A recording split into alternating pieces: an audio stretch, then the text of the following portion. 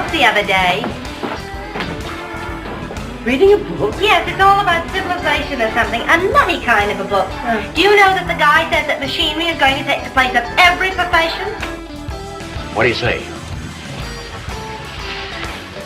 No. Tomorrow night? No. Next year? No. Good. Because by me it's this way. The longer they know, the harder they yes. Well, I don't want to be honorable with you unless it's absolutely necessary. Love having him on the program. It's Senator Mark Koran, and you're muted, sir. But this is the State Fair edition. Senator Koran, how are you? I'm doing wonderful. You are on your way to the fair. You're parked at the fair. What is your first? Do you like going to the fair, and then how often do you go? I love going to the fair, and I would go every day if my calendar allowed it. I normally do 9 to 10 days, and this year I'm doing 9. And when you say doing 9, you're at a booth, or you go and just wander aimlessly looking at Machinery Hill of old? What are you at the booth? I don't know if most people know, but the Senate and the House in the Education Building have a booth, and Okay. It's kind of run by our nonpartisan staff, the people who do the real work to keep the business of the legislature running. And so they typically have a sign-up sheet for legislators to be there, so people can have dialogue if they choose with their legislators, as well as fill out a survey, kind of a topical survey. Okay. And you know, I go out there because I love the fair.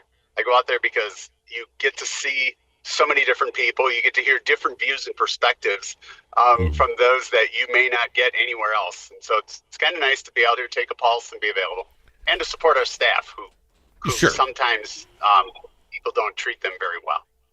When I was going to go down that road just a little bit, if I could, I get the fair.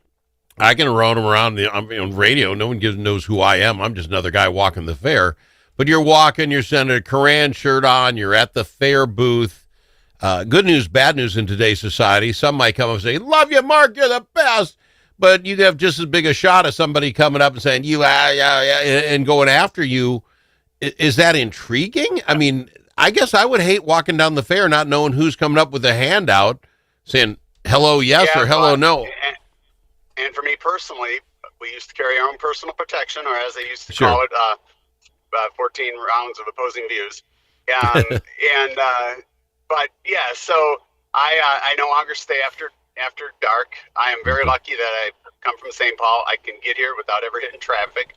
I don't think my background exposes where I park one block from block from an entrance. So I have a very clear public path to and from. So I don't worry about that too much. But there are, I do it. I'm more concerned for our people, our employees who work there, and our volunteers who work at the partisan, the GOP and the Democrats have booths out there. And so I go out there for them as well, because people, want to have access to our legislators because we represent the entire state, but also for the volunteers. Sometimes they don't understand that they're going to be deranged people are going to come by and physically threaten them, spit on them, just scream profanities at us in the middle of the fair. And if they want to do that, talk to us, right? We're at least the ones who are elected. They're not. And so I go out there for that. And so vast majority is spectacular. Great people, great vibes. And the best thing of the fair over the last 2 years, today more than any in the last 9-10 years, is it's really apolitical. And when you look at, nobody's wearing their colors. Okay. You can't. There are very few people that there's anything from the rainbow flag to whatever. Very few people are doing it, which is wonderful. And so just being themselves being themselves, enjoying the fair. So, okay, so let me ask you this, sir. You're going there 9 times. Do you enjoy the other parts of the fair? Again, Machinery Hill, my dad would take us to Machinery Hill back when it was like Machinery Hill. We'd spend hours up there, and I never rode a tractor. I mean, it wasn't my gig, but we did. Do you have a thing? Do you like the animals? Do you like the food? What is your thing other than talking to people? Again, I've gone every year, moment we could. I take a different route every day on the way to and the back and forth to the booths. We tour the industry, the dairy, from the dairy to the cattle to the corn. So part of that's work, but it's also fun. And so just peruse around to get people who run booths that we know that are friends. And Sure. I don't have anything particular. When May and my wife come into the Capitol or come into the fair, she goes one way, I go another. And we meet in the middle and then eat and come home. So She does 9 days as well? No. Oh, She only okay. does one. She only Okay. she only does one. That's great English. She only does one. I would say that woman loves you if she's dragging on for 9 days at the fair. Let's switch topics. I'm glad you're there. And the weather, I mean, this year, could it be any more perfect for the fair? 70, 75 degrees. If I had to order perfect, this is it. There you go. Let me ask you this, because it's a news story today, which, how much news is it? It's like we do it all the time, but it drives me nuts. So, of course, what happened at the Capitol, they end up hiring a firm run by the ex-St. Paul police chief, Todd Axtell.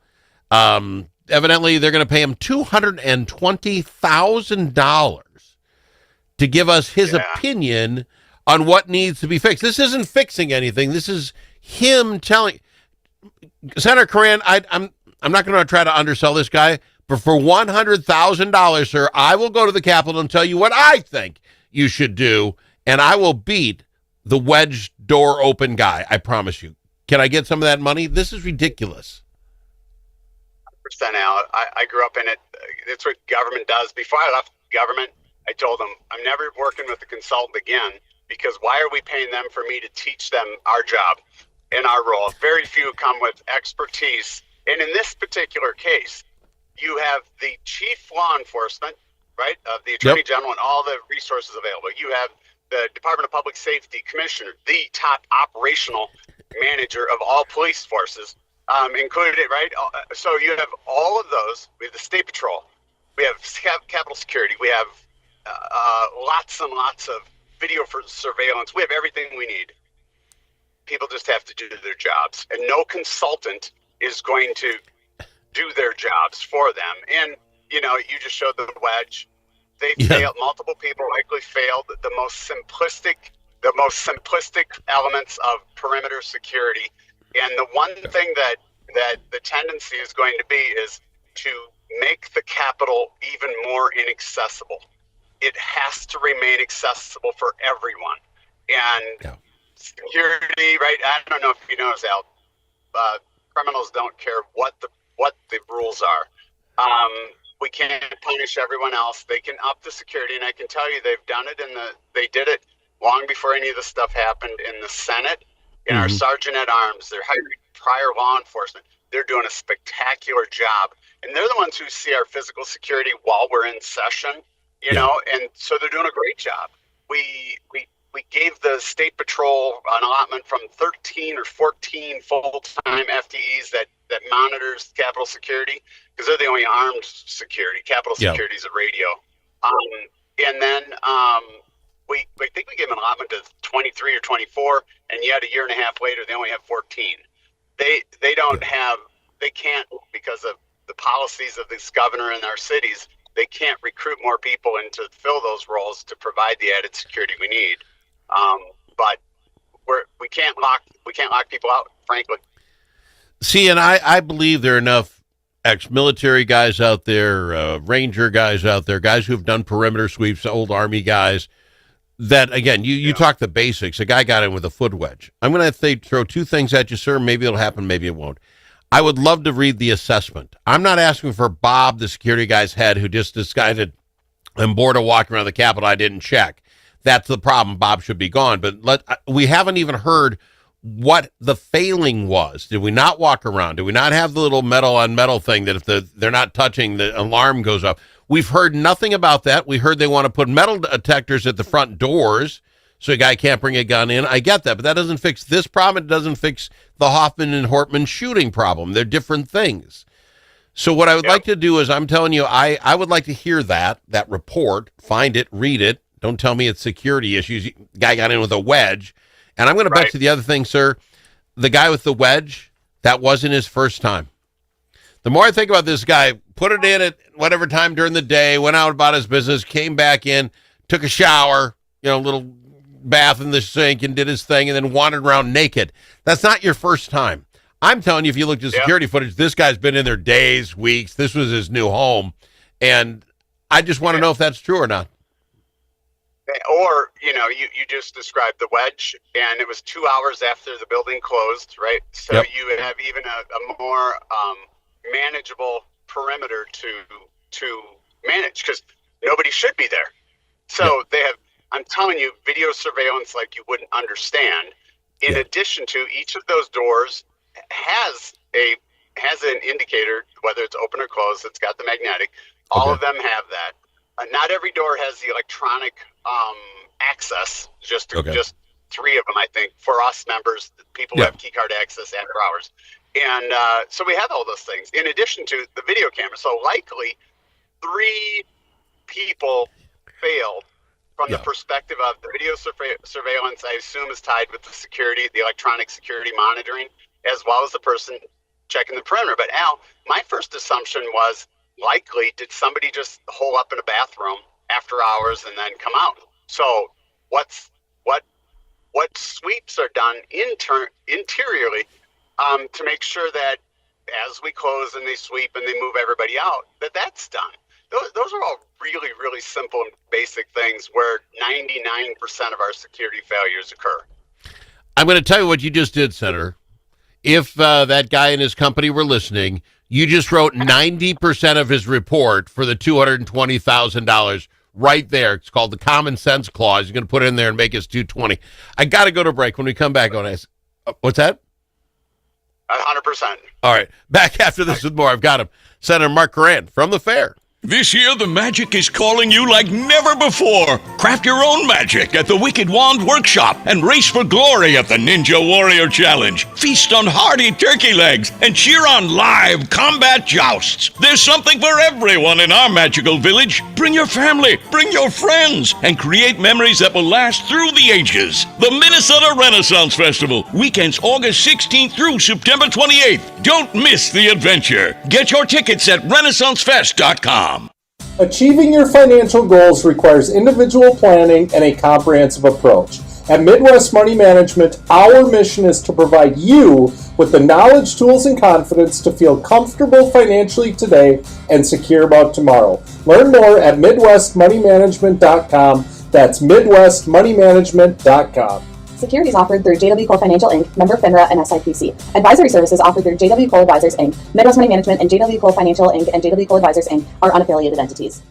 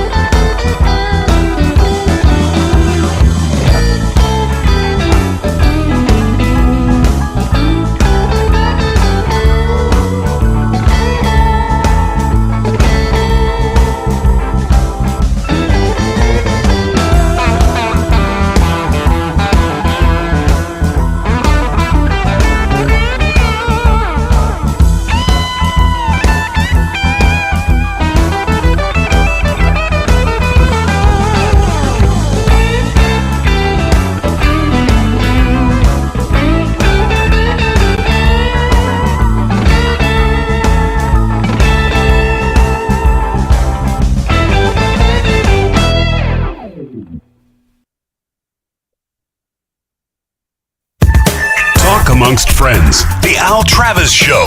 Nothing but talk. We've got Senator Mark Koran on the program with us from the state fair. To bring it back around, we were talking earlier about the fair and being out there, and you say most of it is pretty pleasant, people having conversations. There's always some knucklehead. Well, I'd like to get past the knucklehead stage, and here's what happened at the DNC convention here in Minneapolis. They started with Senator John Hoffman. It got my attention. Friend of the program, loved the guy.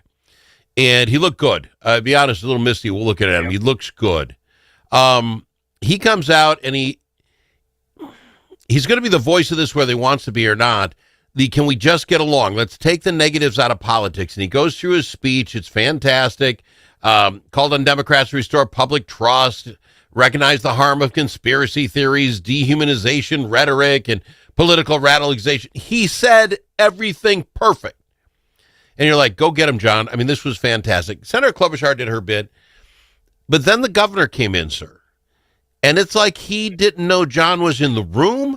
He started out, I suppose, okay. He mentioned that, we're not moving on from this. This isn't a news headline for us. We're still living since the shootings. But then it was take it or leave it. I could care less. He's, talk about Trump being a man-child with fat ankles, and you're going on, including how stupid you got to be to be a Republican. You just got to wear the stupid hat. I mean, he just went off, swearing 2, 3, 4 times. Senator, does he not know how to read the room? The rest of us in Minnesota, does it only matter what that base of Dems care about when he's sitting in front of them? Who's the real Tim Walz? Yeah, I think you're seeing the real Tim Walz. The guy that jumps up like a giddy school kid. He's clearly, on that national perspective, he wants back to Washington, D.C. in the worst way, right? He got high on mainstream media crack and can't get off of it, and so he thinks this is going to move people forward, only the most radical.